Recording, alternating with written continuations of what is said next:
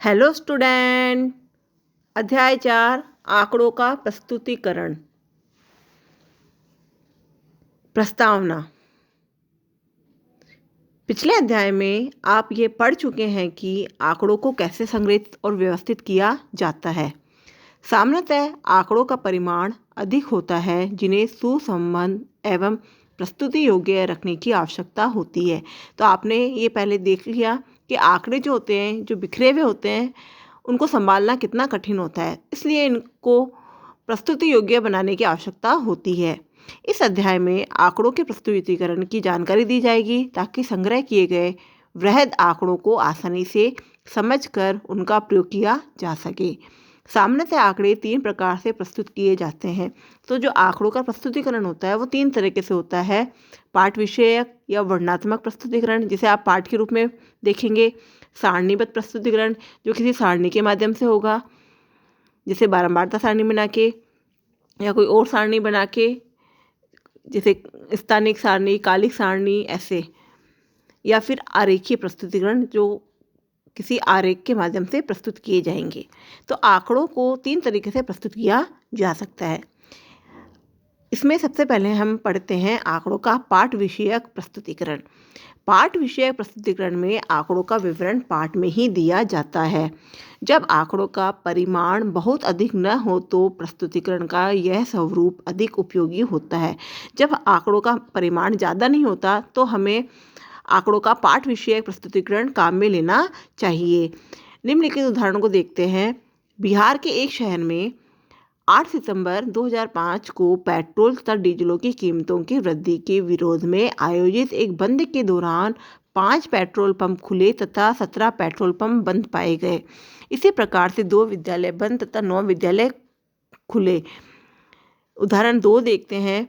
भारत की जनगणना 2001 की रिपोर्ट के अनुसार भारत की जनसंख्या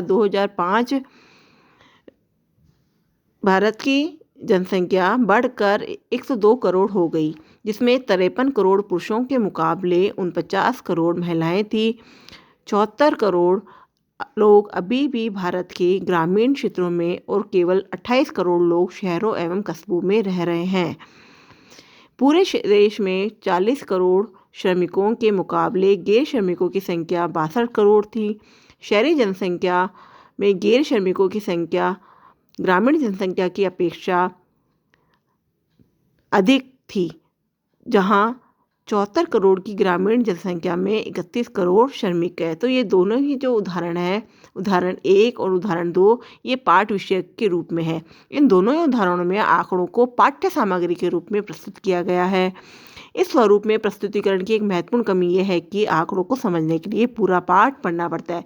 तो जब आपको, जैसे आप उदाहरण 1 में देखेंगे कि आपको कितना विद्यालय खुले और कितने बंद पाए गए, तो इन दोनों ही उदाहरण में आपको पूरे पाठ को पढ़ना पड़ता है। अब आप इसमें ये देखोगे कि कितने विद्यालय खुले और कितने बंद पाए गए, तो आपको उदाहरण 1 को पूरा पढ़ना पड़ेगा और तब आपको दिखेगा कि 2 विद्यालय बंद और 9 विद्यालय खुले पाए गए। तो इसमें सबसे बड़ी कमी यही है इस प्रस्तुतिकरण में कि इसके समझने के लिए पूरा पाठ पढ़ना होगा, परंतु इसके माध्यम से प्रस्तुतिकरण के खास बिंदुओं को प्रभावशाली ढंग से प्रस्तुत किया जा सकता है। तो जो कोई खास बिंदु है तो आप उन बिंदुओं को, जैसे मान लो अंडरलाइन करके या फिर किसी और कलर से उसको हाईलाइट करके हम बता सकते हैं। तो ये था आंकड़ों का पाठ विषयक प्रस्तुतिकरण। इसके बाद आता है आंकड़ों का सारणीबद्ध प्रस्तुतिकरण। सारणीबद्ध प्रस्तुतिकरण में आंकड़ों को पंक्तियों तथा स्तंभों के रूप में प्रस्तुत किया जाता है। उदाहरण के लिए नीचे दी गई सारणी 4.1 को देखें। तो ये 4.1 सारणी दी गई है, जिसमें साक्षरता दर के बारे में जानकारी दी गई है। इसमें साक्षरता है जो लिंग एवं स्थान के अनुसार बिहार की साक्षरता के बारे में बताया गया है। इसमें 3 पंक्तियाँ हैं। तो 3 पंक्तियाँ हैं जो पुरुष, स्त्री तथा योग को बता रही है। तो ये जो 3 पंक्तियाँ हैं, ये एक पुरुष की, एक स्त्री की और एक योग की है। और 3 स्तंभ दिए गए हैं, ग्रामीण, शहरी और योग। तो ये 3 स्तंभ हैं जो ग्रामीण, शहरी और योग को बता रहे हैं। तो इस तरीके से पंक्तियाँ होती है और इस तरीके से स्तंभ दिए जाते हैं। इसे 3 बाय 3 सारणी कहा जाता है, जिसमें 9 बॉक्स में 9 मदों की जानकारी दी गई है, जिसे सारणी की कोष्टिका कहा जाता है। तो ये 3x3 सारणी है, ये 3x3 सारणी है जिसमें 9 मदों को दिया गया है, जिसे सारणी की कोष्टिका कहा जाता है। प्रत्येक कोष्टिका किसी लिंग, स्त्री, पुरुष या योग की विशेषता और उसकी संख्या की जानकारी देता है। आंकड़ों के सारणीयन का सर्वाधिक महत्वपूर्ण लाभ यह है कि आंकड़ों को सांख्यिकी प्रयोग एवं उसके आधार पर निर्णय लेने के लिए व्यवस्थित करता है। अब आंकड़ों को सांख्यिकी में जब प्रयोग करना पड़ता है तो हम बिखरे हुए आंकड़ों को तो प्रयोग नहीं कर सकते, इसलिए हम आंकड़ों को सारणीबद्ध प्रस्तुतिकरण के माध्यम से प्रयोग में ला सकते हैं और उसके आधार पर हम कुछ जो ठोस निर्णय लेने होते हैं वो ले सकते हैं, इसलिए इनको व्यवस्थित करना आवश्यक होता है। सारणीयन में प्रयुक्त वर्गीकरण 4 प्रकार के होते हैं। तो जो वर्गीकरण के प्रकार होते हैं वो 4 तरह के होते हैं: गुणात्मक, मात्रात्मक, कालिक और स्थानिक। सबसे पहले हम पढ़ते हैं गुणात्मक वर्गीकरण। जब वर्गीकरण गुणात्मक विशिष्टता के साथ किया जाता है, जैसे कि सामाजिक स्थिति, भौतिक स्थिति, राष्ट्रीयता इत्यादि, तो इसे गुणात्मक वर्गीकरण कहा जाता है। उदाहरण के लिए सारणी 4.1 में वर्गीकरण की विशिष्टता लिंग एवं स्थान के आधार पर है, जो स्वभाव में गुणात्मक है। अब कोई व्यक्ति ग्रामीण क्षेत्र में रहता है, ये शहरी क्षेत्र में रहता है, ये उसका गुण है, या फिर वह पुरुष है या स्त्री है, वह उसका गुण है। तो लिंग एवं स्थान के आधार पर जो वर्गीकरण होता है वह गुणात्मक वर्गीकरण होता है। अगर इसी सारणी में गुणात्मक वर्गीकरण को लिंग एवं स्थान के अनुसार दिखाया गया है। इसके बाद आता है मात्रात्मक वर्गीकरण। मात्रात्मक वर्गीकरण में आंकड़ों का वर्गीकरण उन विशिष्टताओं के आधार पर किया जाता है जो स्वाभाविक रूप से मात्रात्मक होती है। दूसरे शब्दों में इन विशिष्टताओं को मात्रात्मक रूप से मापा जा सकता है, जैसे आयु, कद, उत्पादन, आय। अब है ना, जैसे जिन आंकड़ों को हम गुणात्मक में व्यक्त नहीं करते वे मात्रात्मक होते हैं, जैसे आयु, कद, उत्पादन, आय।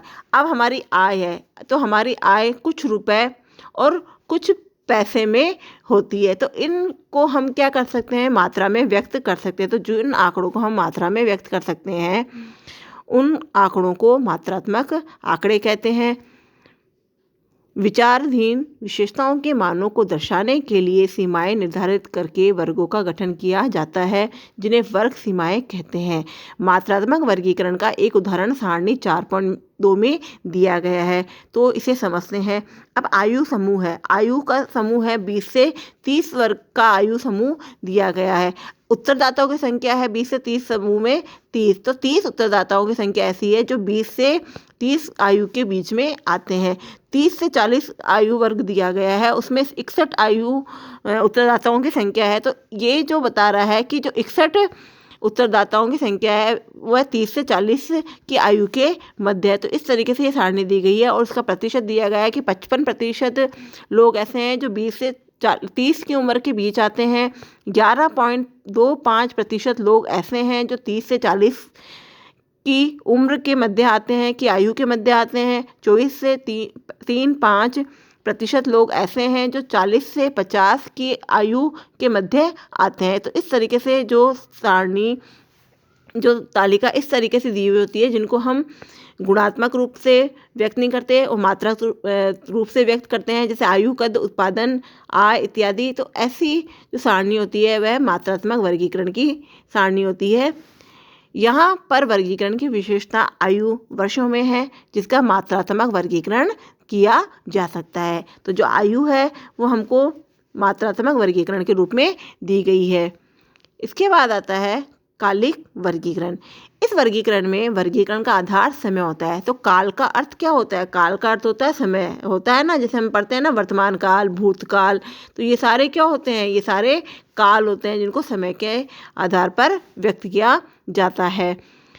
तथा आंकड़ों को समय के अनुसार वर्गीकृत किया जाता है, जैसे समय घंटों, दिनों, हफ्तों, महीनों, वर्षों इत्यादि में हो सकता है।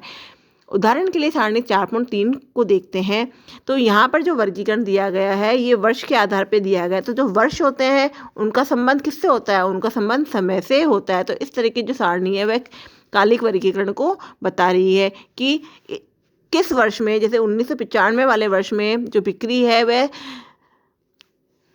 79.2 लाख रुपए में है।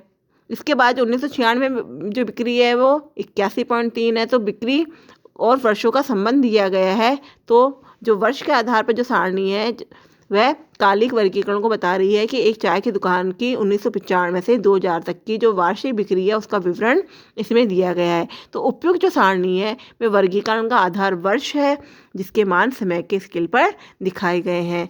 इसके बाद आता है स्थानिक वर्गीकरण। जब कोई वर्गीकरण इस प्रकार से किया जाता है कि वर्गीकरण का आधार स्थान हो तो इसे स्थानिक वर्गीकरण कहते हैं। यह स्थान कोई गांव, कस्बा, खंड, जिला, राज्य या देश आदि हो सकता है। नीचे दी गई सारणी में वर्गीकरण दुनिया के देशों के आधार पर किया गया है। तो सारणी 4.4 को देखते हैं। इस सारणी में जो हम देख रहे हैं ये वर्गीकरण स्थान के अनुसार दिया गया है। तो किसी स्थान विशेष को बता रहा है कि किसी स्थान पे जैसे एक वर्ष में भारत द्वारा शेष विश्व में जो कुल निर्यात की भागीदारी है वह कितनी प्रतिशत है। जो निर्यात की भागीदारी का स्थान के अनुसार वर्गीकरण किया गया है तो ये वर्गीकरण स्थानिक वर्गीकरण होता है।